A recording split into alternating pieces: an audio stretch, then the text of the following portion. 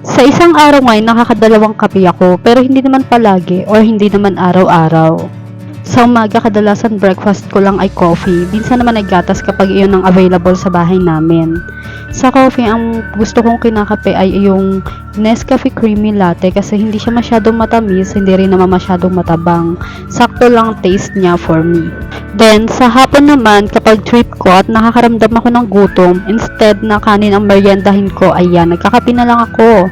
Kaya sa gabi, kaunti na lang minsan ang nakakain ko. Dahil kapag nagkape ako sa hapon, ayun, parang pakiramdam ko, busog pa rin ako, o, 'di ba? Feeling ko this year, makakapag-diet na talaga ako. Ay, sana nga, no, gano'n lang kadali mag-diet.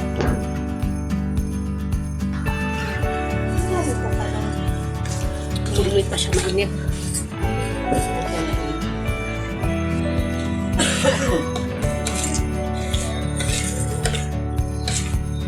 Ano? Yung ginamit ko na. Hindi, ayun yun. Saan? Ay, ito. Ayun yung akin. Mabango rin siya pero parang nasiyang kasi ako dun sa isa.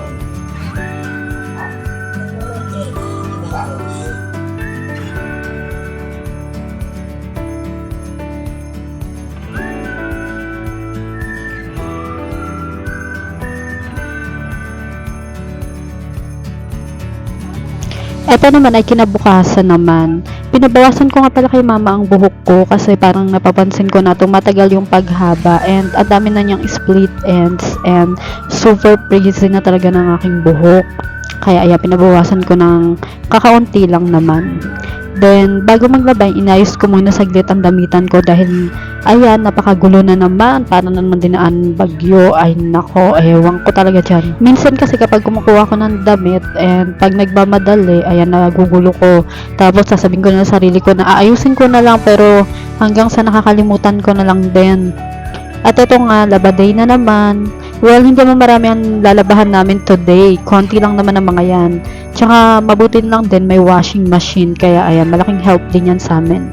Uumpisan ko na nga ang labahan para matapos na agad.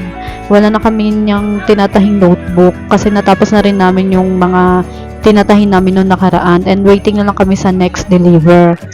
Kaya ayan, may time na rin kaming gawin ang iba pa naming mga gawaing bahay at syempre makapag-relax na rin kahit papano.